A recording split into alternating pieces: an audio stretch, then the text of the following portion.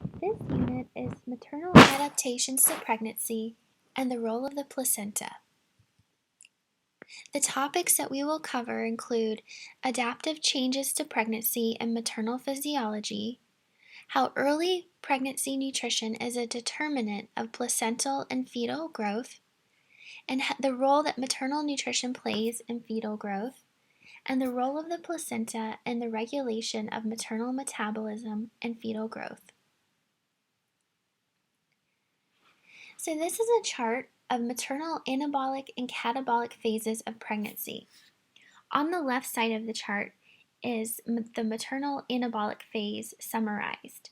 And in the anabolic phase, this is from weeks 0 to 20 of gestation.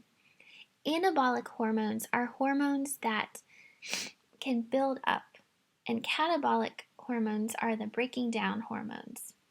So the anabolic phase, or the building up phase of pregnancy, is the first 20 weeks, and the catabolic phase, or the breaking down phase, is the second 20 weeks, or the last half of pregnancy. So in the first half of pregnancy, blood volume expands and there's an increased cardiac output. The mother has a buildup of fat, nutrient, and liver glycogen stores, and there's growth of some maternal organs. She has an increased appetite and an increased food intake, so there's a positive caloric balance, and there's decreased exercise tolerance and increased levels of anabolic hormones. And these anabolic hormones we'll discuss throughout the lecture, but one of the main ones is insulin. And that increased level of insulin is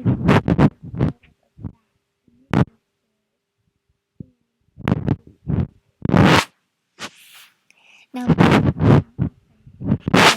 the catabolic phase is where you have a mobilization of those fat and nutrient stores. So the fat stores and nutrient stores that the mother builds up in the first half of pregnancy, they're being mobilized for the baby as the baby grows and gets much larger in the second half of pregnancy. The mother has an increased level of blood glucose, triglycerides, and fatty acids, and decrease of liver glycogen stores. She has an accelerated fasting metabolism, and her appetite that was ravenous in the first half of pregnancy is likely to decline somewhat near term. And then there's an increased level of catabolic hormones. And we'll discuss more about this towards the end of the lecture, but it's all related. So there's the building up phase in the first half, where mother builds up nutrient and fat stores, and then the catabolic phase in the second half, where those fat stores are mobilized for using to nourish the baby. Here's a chart that shows you the sequence of tissue development during pregnancy, and this is showing that maternal plasma volume expands first and reaches its maximal rate of growth at week 20. And maternal nutrient stores expand next, followed by placental weight, and then uterine blood flow, and then fetal weight. And this chart is a summary of the key placental hormones and the roles that they play in pregnancy. And we are going to talk about these throughout the lecture, so I'm not going to go into detail with them here, but you can refer back to them. You have HCG, progesterone, estrogen, HCS, and leptin. So there's many adaptive changes that the mother has to go through with her physiology. We'll talk about these changes in regards to the cardiovascular system, the endocrine system, her metabolism, the renal system, and the immune system. And this video, I have a link to the video here about physiological changes in the bond in the mom and the baby. So I'd like you to take a minute to watch this video, and it's just a good overview a very brief overview of some changes that the mother has to go through during pregnancy, and it talks a little bit about the bond that happens between the mother and the baby and how that bond begins at conception and continues after the baby's born. Okay, now we'll talk about the cardiovascular system during pregnancy. So, pregnancy is the largest physiological challenge that the cardiovascular system will face throughout the life cycle. It's characterized by anatomical changes and an increased blood volume and cardiac output. In the first trimester, the mother experiences an increase in ventricular wall muscle mass. And in the second trimester and early third trimester, there's an increase in end-diastolic volume, which is the blood that goes into the ventricles of the heart right before contraction, and so that results in more blood being pumped through the body and through the heart. So the cardiovascular system has several changes that happen. So there's increases in blood volume. The blood volume within the mother increases by about 50% within the first 6 to 8 weeks of pregnancy. Red blood cell mass increases about 30%, and cardiac output, or the heart rate, increases by about 20 or so beats per minute, and then blood flow to the uterus increases tenfold. Blood pressure and systemic vascular resistance decrease to the lowest value in the second trimester, and then after the second trimester, blood pressure increases again. And this process is regulated by progesterone, nitric oxide, and prostaglandins. And tidal volume, or lung capacity, increases by 40%. And this is a chart that shows the components of increased oxygen consumption, and you can see that a lot of this oxygen consumed by the mother is due to increased cardiac work. At 8 weeks of pregnancy, very early on, she's consuming much more oxygen, and it's all related to this work that the cardiovascular system has to do. There's very little that's related to the other components. However, as pregnancy progresses, she consumes even more oxygen, and that is as the baby grows and the placenta grows and everything is growing.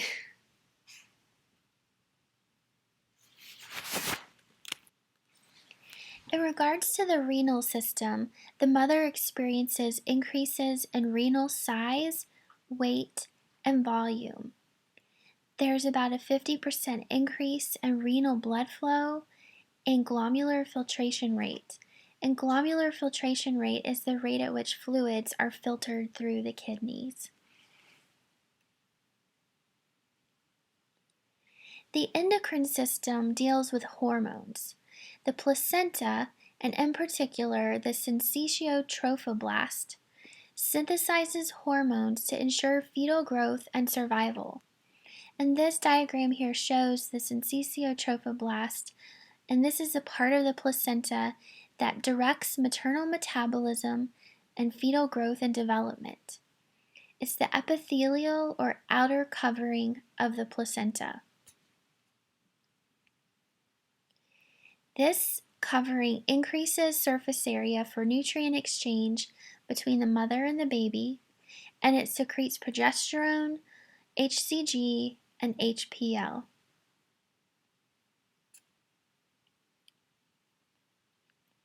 HCG is human chorionic gonadotropin. It's the earliest biochemical marker of pregnancy. So when you take a pregnancy test, this is the hormone that's detected in your urine, and it's produced by the embryo 7 to 8 days after fertilization. So this is why a woman immediately after conception cannot take a pregnancy test and it be accurate because HCG is not produced yet. So a woman would have to wait about 7 to 8 days after fertilization for a pregnancy to be detected. And the role of HCG is to rescue the corpus luteum from demise and maintain progesterone and relaxin production until the luteal placental shift in progesterone production at 9 weeks gestation. So at 9 weeks gestation, there's this luteal placental shift so that first the corpus luteum is producing progesterone, and then there's a shift to where now the placenta is producing progesterone, and the placenta is then what is nourishing the baby.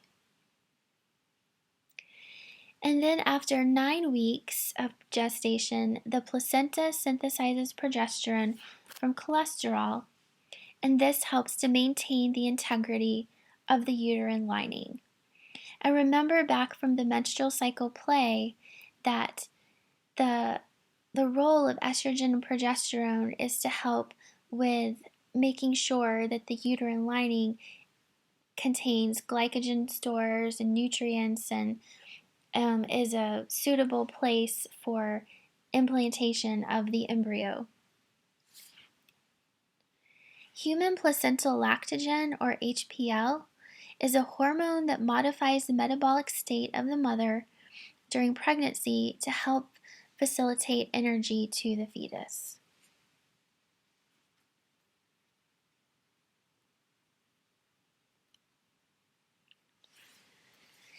Estrogen, or the synthesis of estrogen, is a result of the fetal and placental tissues interacting. Estrogen increases uterine blood flow and helps to supply nutrition to the fetus. So again, we're seeing estrogen plays a role in nutrition. So at first, within the menstrual cycle, estrogen was helping with nutrient and glycogen stores within the uterus. And now with pregnancy, estrogen has a role in delivering nutrients to the baby, as well as oxygen. And I like this picture because it shows how, like, this is the placenta here, and there's the umbilical cord connected to the baby, and the baby is nourished by this placenta. And it's showing how the mother's diet can impact the health of the baby, or it can, what the mother eats and what she's exposed to in her environment can affect the placenta, which then can be transferred to the baby. Estrogen also prepares the breasts for lactation and can affect the renin-angiotensin system.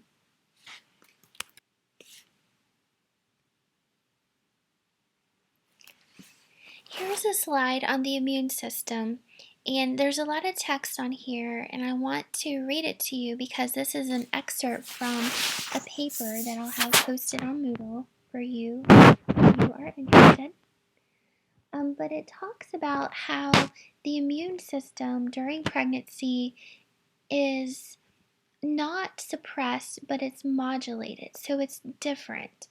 We oftentimes think of pregnant women as we need to protect them and keep them safe from diseases, which is true. Of course, we want to protect pregnant women and keep them safe from diseases, but it's not because they're more susceptible to disease. It's because we want to keep them safe and have them and their babies be safe. But they are not exactly more susceptible to diseases. So I'll read this to you here. It says, the immune system is one of the most important systems protecting the mother against the environment and preventing damage to the fetus. It is during pregnancy when the maternal immune system is characterized by a reinforced network of recognition, communication, trafficking, and repair, It is able to raise the alarm, if necessary, to maintain the well-being of the mother and the fetus. On the other side is that the fetus, without any doubt, provides a developing active immune system that will modify the way the mother responds to the environment, providing the uniqueness of the immune system during pregnancy. So the mother and the baby are working together. The mother is helping the baby, and the baby is directing the mother's immune system. So therefore, it is appropriate to refer to pregnancy as a unique immune condition that is modulated but not suppressed. This unique behavior explains why pregnant women respond differently to the presence of microorganisms or its products. Therefore, pregnancy should not imply more susceptibility to infectious diseases, but instead there is a modulation of the immune system which leads to different responses depending not only on the microorganisms but on the stages of pregnancy.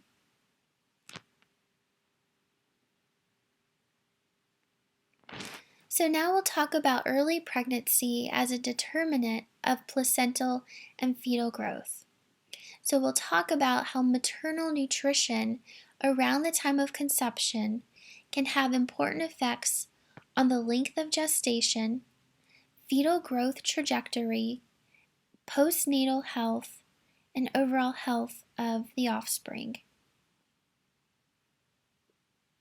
And I say the offspring because it's not just the baby, but it's when the baby grows up and his or her health later in life. Okay, so I want you to take a minute and watch this video on implantation. And I have to laugh because this is a good video that describes the process of implantation, but the music that it's set to is just kind of funny. It's Beyonce, and I love Beyonce, but it's just funny listening to the song with learning about implantation. So I want you to take a minute and watch this video. But a blastocyst here, so here's a picture of a blastocyst. This is a mass of cells that forms the embryo and outer layer of cell, and an outer layer of cells which is a trophoblast, which forms the placenta. And you'll see the blastocyst and the trophoblast in the video as well. Okay, so we just learned about implantation, and now we're going to talk about how the diet can affect implantation. So in regards to some specific nutrients and general nutrition status of the mother, we'll talk about excess blood sugar, adequacy of amino acids, and insufficient nutrients. So if the mother has excess blood sugar going into pregnancy, before conception, then that will reduce the development of the blastocyst, and then that will reduce implantation potential. So pregnancy may not even occur if the mother has excess blood sugar. And adequacy of amino acids can affect implantation potential, because if there's not enough amino acids present, then implantation might not occur.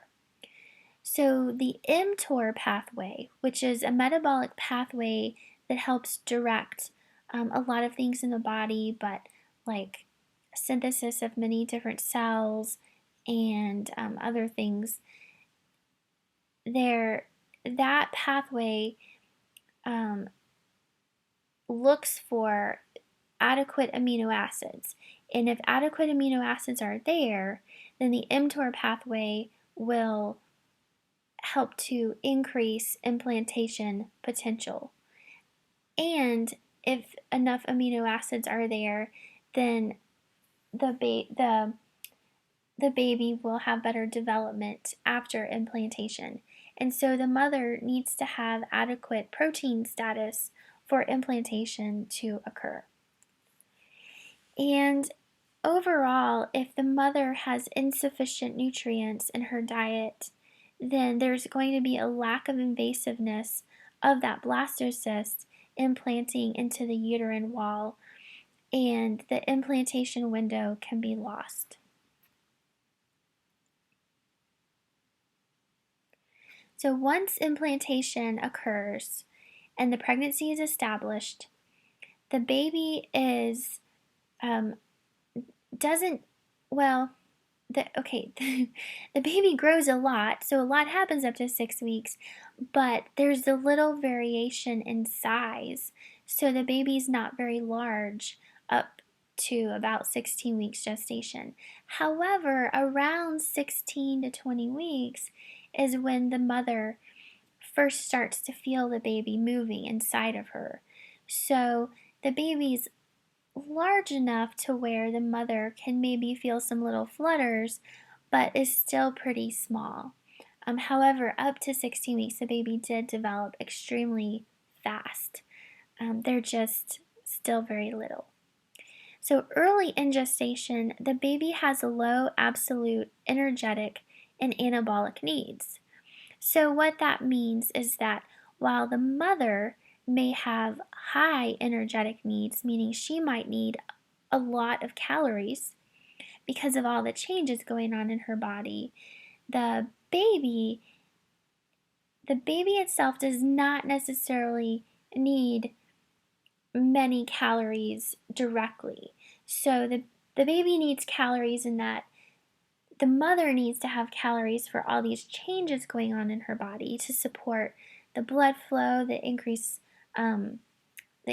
blood flow in her body, the changes in the renal system in her breast, and the fat deposition. So all of these changes require increased calories for the mother, but it doesn't mean that the fetus needs that those calories aren't going directly to the fetus, if that makes sense. So early nutrition, because there are low energetic and anabolic needs early in pregnancy, early nutrition to the baby may be supplied by endometrial glands that are functional until about 10 weeks gestation. And remember, about 9 to 10 weeks is when there's that shift from the corpus luteum nourishing the baby to the placenta. And so up until about 10 weeks, these endometrial glands can help provide nutrition. And these glands have pathways to the intervillous space. And you can see in this diagram here, you have uterine vessels and uterine glands to the uterine wall here. And the syncytiotrophoblasts, which you saw from the video, can embed into the uterine wall and help provide nutrition from the mother to the baby through these intervillous spaces, and can secrete carbohydrates, lipids, and growth factors. And the dominant determinant of variation in fetal size is the supply of nutrients and oxygen.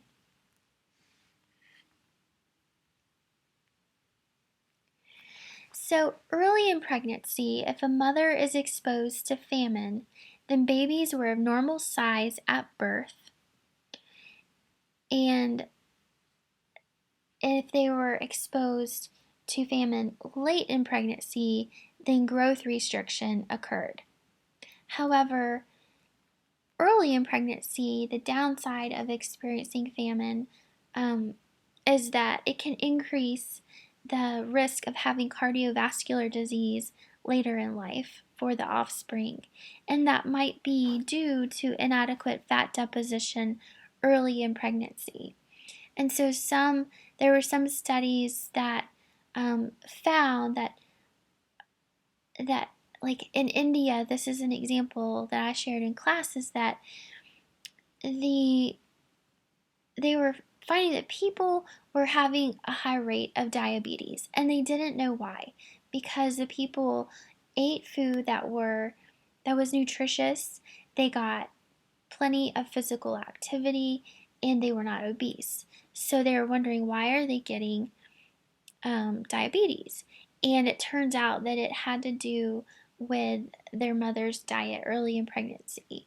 But famine late in pregnancy can also increase risk for metabolic diseases later in life, such as glucose intolerance, insulin resistance, and increased fat mass. And hyperemesis is having morning sickness. Well, they call it morning sickness, but it can really be all day. But basically, it's when it's very severe and the mother is vomiting and not wanting to eat. And so that is somewhat common, and it usually results in only small reductions in birth weight.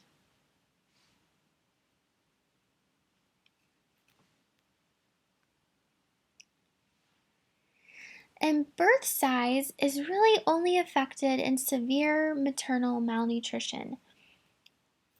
But it's important that the mother have a good balance of macronutrients in her diet, because that can affect birth weight. Particularly dietary protein early in pregnancy is very important. And it's important too for implantation, that implantation may not even occur if protein is inadequate. So IGF-1 is insulin-like growth factor 1, and it is the primary fetal growth stimulating factor. Maternal undernutrition is associated with reduced fetal IGF-1 levels and reduced growth. So if the mother is undernourished, this could be why the baby is small, or not just small, but smaller than it should be, with restricted growth. So if mother is undernourished, then IGF-1 levels are lower, and then you have growth restriction that can occur.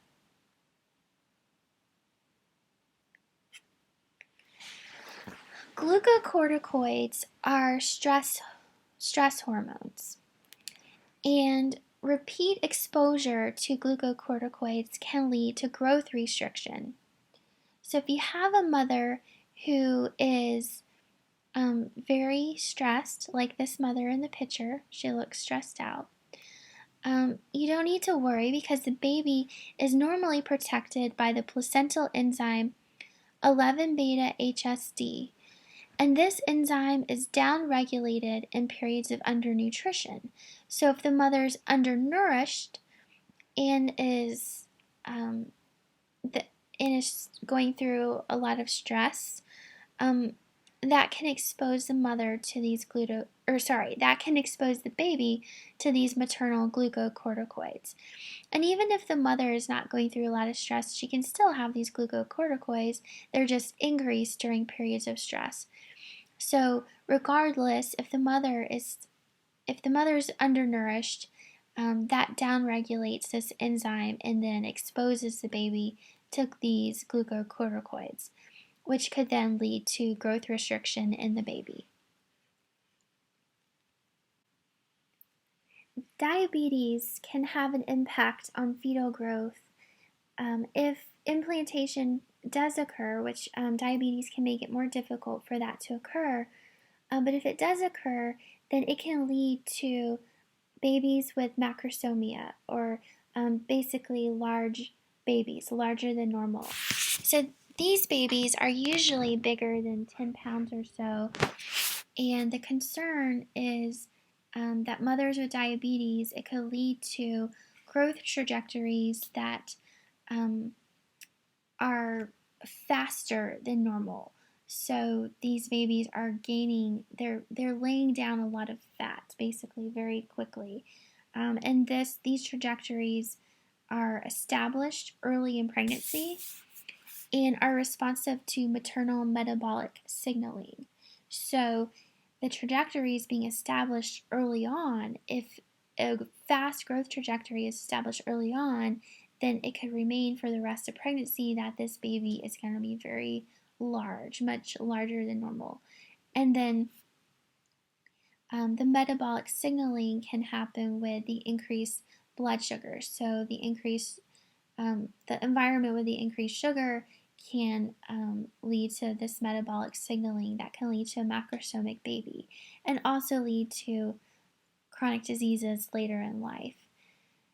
But we talked about in class how macrosomia is not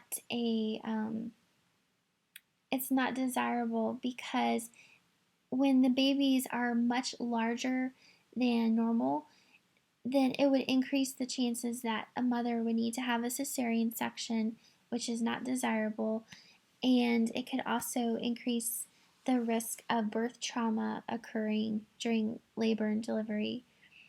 And one thing that I did not mention in class because I wasn't thinking about it, but macrosomia can lead to, or if not just being big in and of itself could lead to hypoglycemia, but when a mother has diabetes and she gives birth, then her baby could have hypoglycemia after birth because the baby is used to having this glucose rich environment, and then being cut off from that is not having that glucose infusion constantly.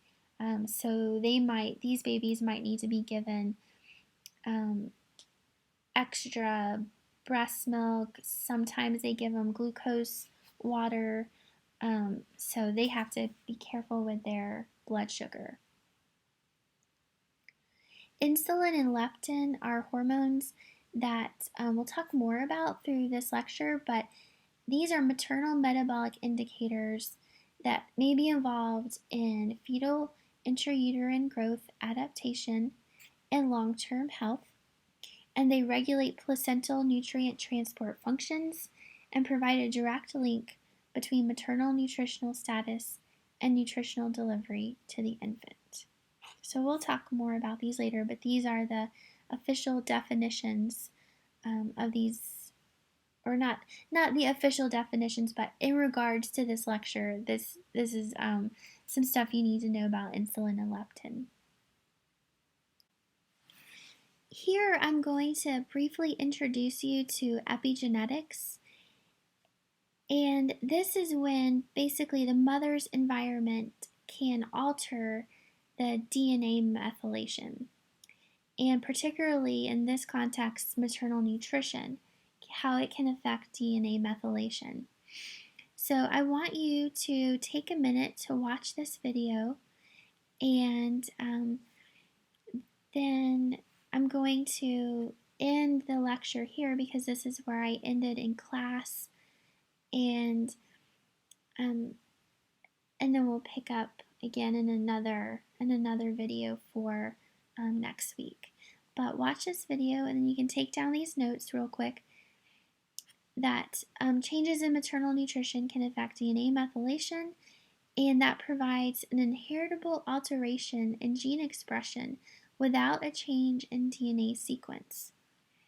And this is important in modifying fetal and placental growth in utero, as well as the developmental origins of adult disease.